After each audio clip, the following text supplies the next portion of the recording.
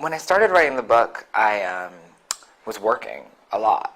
You know, I was living in New York City, and it was really expensive, and I had very poor paying jobs, and I was totally broke, and so I had little amounts of time to actually sit down and write. And so I would kind of think all day, and I would think about the sound of the words and try to memorize them, and then I would like sit down and write it in short little bursts. And then as I moved forward with the book, I liked the concentrated, you know what I mean, prose. And so I write like one sentence at a time, and I kind of get that sentence right, and then I move on to the next one, and I don't just kind of like write a draft and then go back and I don't really work that way. It's very slow. It's a terrible way to write a book because it takes forever. But I read out loud constantly, and I try to get it as, you know, as poetic and as condensed as possible.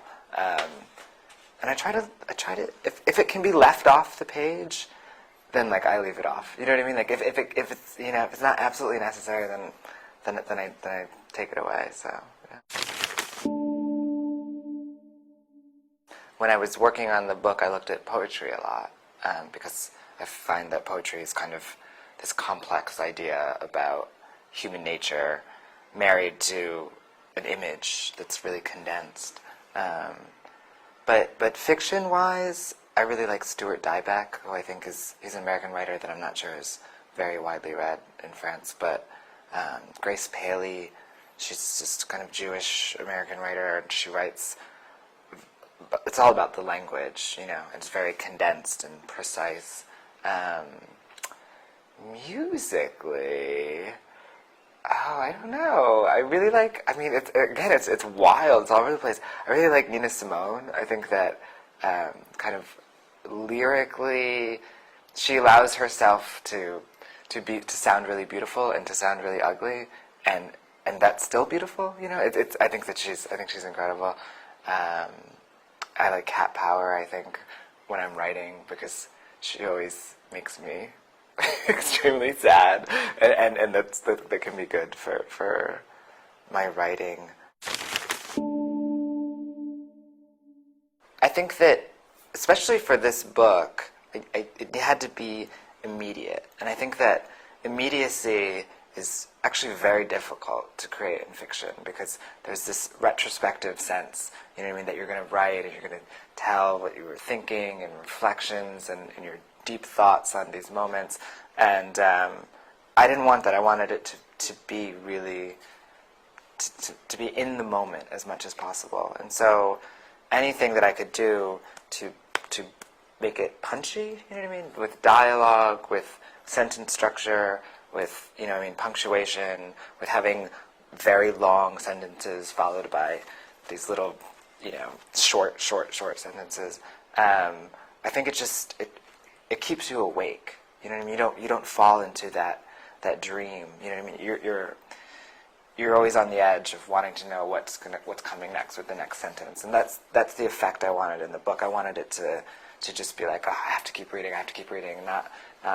I didn't want it to just kind of wash over you, which is nice. I mean, there's a lot of books that I love that you enter into, and the language is beautiful, and it flows and flows and flows and flows, and you know. But I wanted it to be like, you know, like that's the sensation I wanted to create.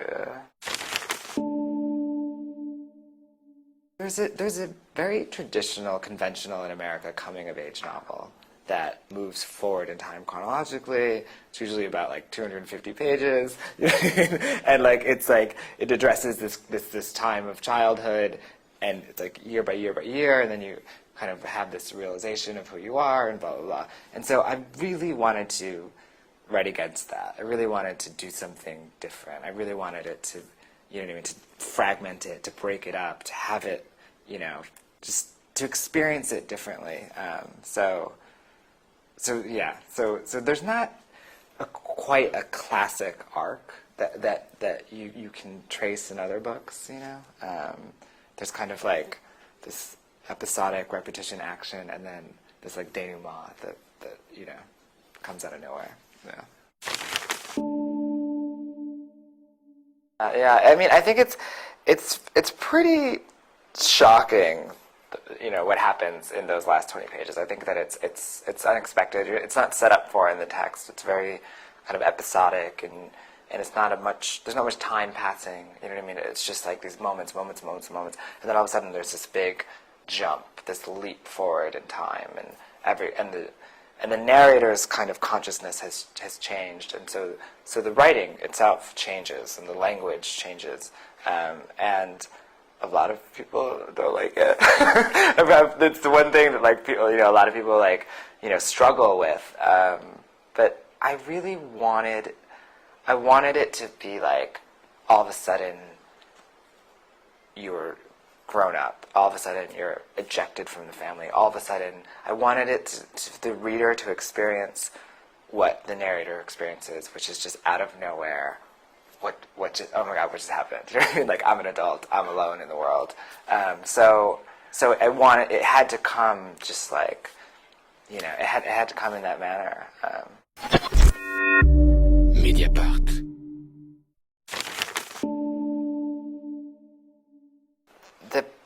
The only power that she really has is to offer them this vision that things could be different. She knows that she's going to return home. She knows that her options are too limited. You know what I mean? That she can't. She loves this man. She also, can't support these boys on her own. She knows that she's going to return to the family. So what she gives them is a story of another life that they could live. And I think that it's in that chapter, it's kind of beautiful for the boys. And then when they get home, they're very, very disappointed, and they're very angry, you know what I mean? And they realize the limitations of fiction. They realize that, when you still have to live your real life, fiction can only save you for so long, which is true, I think. I think that books can be wonderful, wonderful escapes. They can be ways of discovering other worlds. You close the book, you still have to live your life. You still have to deal with what's in front of you. I don't know if it has to be connected, but it's connected for this character, for sure.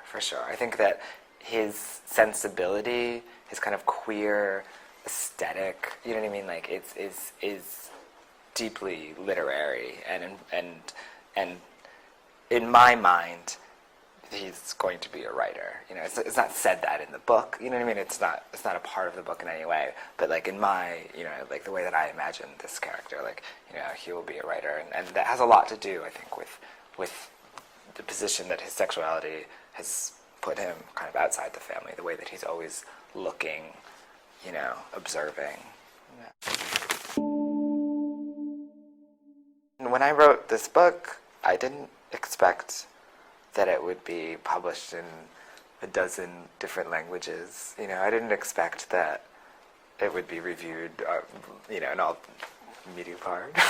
I didn't expect any of this. So, I had freedom, right? I had freedom because I had nothing to lose. I wrote this book, and I did it because I was passionate about it, and I knew that it was different. It was short and unconventional, and I didn't expect any of it.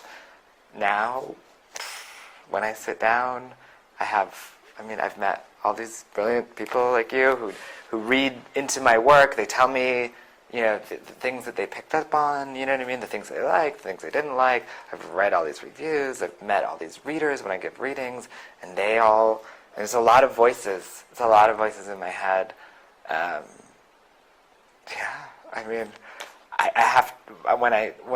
haven't actually been able to get back to it. I've been traveling so much and talking so much about the book. But when I do, I have to just try and get back to the love of words and the way that words sound on a page. But it's going to be difficult. Yeah, I'm writing the next book. I'm a little bit superstitious, so I'm not going to say much more than that, but I honestly haven't had that much time to write at all. So in the fall, I think everything will slow down, and then I'll kind of go into a hole and stop doing all this stuff. Yeah. Mediapart. I really tried to make it universal. I tried to make it mythic as much as possible. There are very few references to the time, you know what I mean? It's the decade, you know what I mean? The location, geographic location. It's about this family, you know what I mean? And kind of like they're rarely even outside the house, you know what I mean? Like it's just, and I wanted it to have, you know, this quality where it could be happening at any time, because what is important is that the essential qualities of Pops and of Ma and like what they represent coming together, and the essential qualities of these boys, and they represent brotherhood, and that's timeless. That doesn't change. And so to not give the narrator a name, I think it's just another way of entering this universal general realm, and not making it too specific and localized. And I don't know. I don't know. It was important to me that he remain unnamed. There was a lot of pressure to name him, but I didn't want to. But he does have a name. His name is we, his name is I, you know, and when his name is we is very important, and when his name is I is very important. You can kind of track all the moments in the text, and that's kind of what the book is about. So I don't want him to have any other name than that. It's you know, he's a symbol. When he's we, it's when he feels part of this collective. You know, even within, it's not just at the end that he's I. Even within the earlier chapters, there are moments where he is I, and those are usually the moments when something has happened that forces him to kind of suddenly be more mature and suddenly realize things about his family and realize the way that he's different, you know, kind of his sensibility. He's maybe a little bit more sensitive, or, you know, and so those are the moments where he's outside family. And then in the next chapter, he'll be we again, and he's completely immersed. And I think that's the experience of many siblings, I think, is you're lost in the pack. You don't even think. You think collectively, you think as one, you know what I mean? You're always aware of where everybody else is. You're not focused on your individual identity. So that's one of the things as myself, my personal identity as a writer, that I feel very lucky. You know, my parents are from two different cultures, and so I feel like I have one foot in each world. I grew up, you know, kind of working class with these teenage parents, and now I'm like at these universities and I have this education, and I feel like I can understand both of those worlds. I'm gay, but I was raised to be straight, and I grew up in a straight house, so I feel like I understand both of those worlds. And I definitely wanted, it's allowed me a lot of insight, I think, you know what I mean, to be able to move between different worlds and feel kind of comfortable, and then also always feel outside, you know what I mean? Like, always feel like you don't belong in any of them. I wanted to show that in this book for sure. And I think that he's squeamish about the violence, and about the machismo that's expected of him, about the kind of macho-ness, in a way that his brothers aren't. They take it, you know what I mean? They don't question it, you know, and so. But he's also attracted to it, you know what I mean? I think that there's a real kind of eroticization, I think, of violence in the book, and so there's you know, and he sees his family in poetic and loving terms, and he sees kind of the grace and the beauty of the people around him and the world around him, but he's also judgmental and feels like he doesn't belong, and feels like he's apart. So. Yeah, that in-between space is fascinating to me in my own life, and to write about literarily. Yeah. I'm a very political person, and I think that the social forces are, you know, the kind of economic forces that this family faces. The fact that they are a mixed-race couple in a very homogenous, very white, very kind of conservative town. The fact that the youngest boy is queer in a very kind of straight world. I mean, all of these social things, these, kind of socioeconomic things are very important, and they're putting pressure on this family, and they have real consequences. And in that way, I think that the personal is political. What happens in our personal lives, needs to be understood in a political context. I think as much as possible, you have to get that to the side when you're writing. You know what I mean? To get to the poetry. It's very difficult if it's too much. I wanted those things in there for sure, and I'm glad that readers pick up on them. But if it was, you know what I mean? Like if it's too much, then it just becomes dogma, or then it's useless. But it's there for sure. Yeah. Mediapart.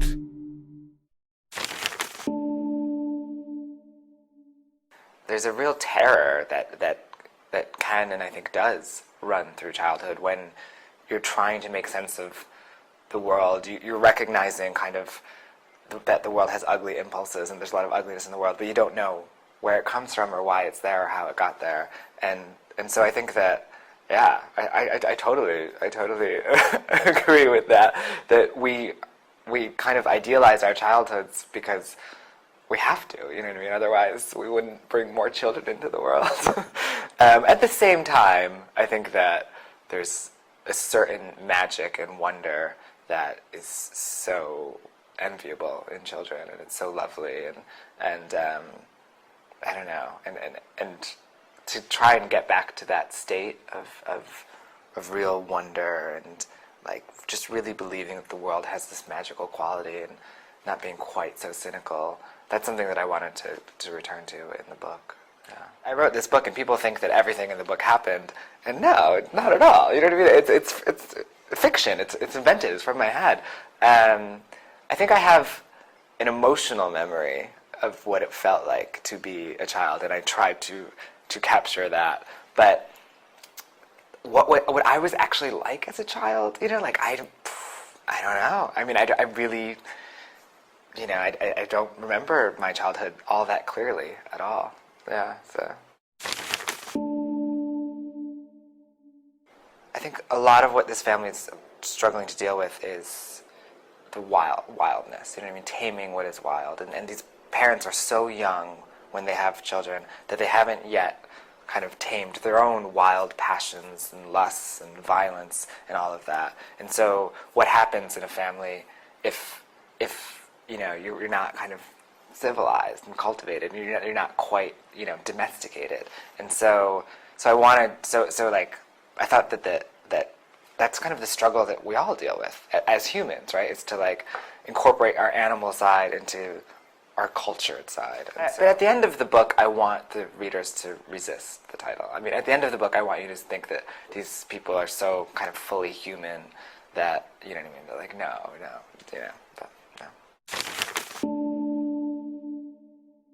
I think that children, especially these children in this family, aren't always given the answers, so they have to make up their own reasons for why the things are happening, So another example would be the mother comes home and her face is all bruised, and they're told the dentist did this, and that's it. The book isn't going to tell you any more than that either, because I wanted to replicate what it's like for the children. So the children, it's never explained to the children why this trench is dug, so you don't get to know. You know what I mean? And so I wanted to have that mystery and show that kind of in the absence of explanations, children make up kind of really beautiful and mystical explanations. You know what I mean? So they make this whole into this magical thing because it's inexplicable, So I wanted it to be immediate, I didn't want all the answers to be there, because that's the fundamental condition that these kids are struggling with, is not understanding why their parents behave the way they do. Dysfunctional is this word that I had in mind when I wrote this book, because I hate this word. It's when in my own life I would tell people about my family. I would go and meet people, we'd talk for hours and tell them about my life, and then they would say, oh, you had a dysfunctional family. And I would say, I've just been talking to you for so long about, you know, these beautiful, complicated, difficult people that I know, and it's like what is the function of family? Like, it's so kind of mechanical, it's like pop psychology, and it's so dismissive. It's so dismissive, right? It's like as if there's this normal, perfect family, and then if you didn't have that, then like, you're doomed, whatever. So I wanted to write a book where the family was so complicated, you know what I mean, that they were so loving and so flawed, you know what I mean, that they were failing each other at the same time that they were, you know, giving each other the tools that you need to exist in the world, and all of that, and so that you couldn't just dismiss them and say, this is a dysfunctional family. It's a family, you know? And I think freedom comes to mean something completely different to him, you know what I mean? And he realizes, sadly, that he needs to be free from his brothers as well. You know what I mean? That their kind of dominant way of being is not a way that he wants to live his life. And so, yeah, I mean, I think that freedom is, I don't know, it can be heartbreaking, you know? You can't help but strive for it. You can't help but reach for it. You know what I mean? It's so seductive. But to achieve it, you really do have to, you know, lose a lot. And I think that freedom comes at a cost. I mean, this is, you know, the Janis Joplin idea of freedom, right? It's like freedom, you know, it means that you have nothing left to lose. And I think that in the end you could say, you know, is he free? Is he locked up? You know what I mean? Like, what does it matter? He's definitely lost his family and you know, and gained his, you know, whatever, sexual identity. But there's real costs there. And I wanted to show that there's consequences, yeah. Mediapart. It's called We Wanted More. We wanted more. We knocked the butt ends of our forks against the table, tapped our spoons against our empty bowls. We were hungry. We wanted more volume, more riots. We turned up the knob on the TV until our ears ached with the shouts of angry men. We wanted more music on the radio. We wanted beats. We wanted rock. We wanted muscles on our skinny arms. We had bird bones, hollow and light, and we wanted more density, more weight. We were 6 snatching hands, 6 stomping feet. We were brothers, boys, 3 little kings locked in a feud for more. When it was cold, we fought over blankets until the cloth tore down the middle. When it was really cold, when our breath came out in frosty clouds, Manny crawled into bed with Joel and me. Body heat, he said. Body heat, we agreed. We wanted more flesh, more blood, more warmth. When we fought with boots and garage tools, snapping pliers. We grabbed at whatever was nearest and we hurled it through the air. We wanted more broken dishes, more shattered glass. We wanted more crashes. And when our pops came home, we got spankings. Our little round butt cheeks were tore up, red, raw, leather whipped. We knew there was something on the other side of pain, on the other side of the sting. Prickly heat radiated upward from our thighs and backsides. Fire consumed our brains, but we knew that there was something more, some place our pops was taking us with all this. We knew because he was meticulous, because he was precise, because he took his time. He was awakening us. He was leading us somewhere beyond burning and ripping, and you couldn't get there in a hurry. And when our father was gone, we wanted to be fathers. We hunted animals. We drudged through the muck of the creek, chasing down bullfrogs and water snakes. We plucked the baby robins from their nest. We liked to feel the beat of tiny hearts, the struggle of tiny wings. We brought their tiny animal faces close to ours. "Who's your daddy?" we said. Then we laughed and tossed them into a shoebox. Always more, always hungrily scratching for more. But there were times, quiet moments, when our mother was sleeping, when she hadn't slept in 2 days, and any noise, any stair creak, any shut door, any stifled laugh, any voice at all might wake her. Those still crystal mornings when we wanted to protect her, this confused goose of a woman, the stumbler, this gusher, with her backaches and headaches and her tired, tired ways, this uprooted Brooklyn creature, this tough talker, always with tears when she told us she loved us, her mixed-up love, her needy love, her warmth. Those mornings when sunlight found the cracks in our blinds and laid itself down in crisp strips on our carpet. Those quiet mornings when we'd fix ourselves oatmeal and sprawl into our stomachs with crayons and paper, with glass marbles that we were careful not to rattle. When our mother was sleeping, when the air did not smell like sweat or breath or mold, when the air was still and light. Those mornings when silence was our secret game and our gift and our sole accomplishment, we wanted less. Less weight, less work, less noise, less father, less muscles and skin and hair. We wanted nothing, just this, just this.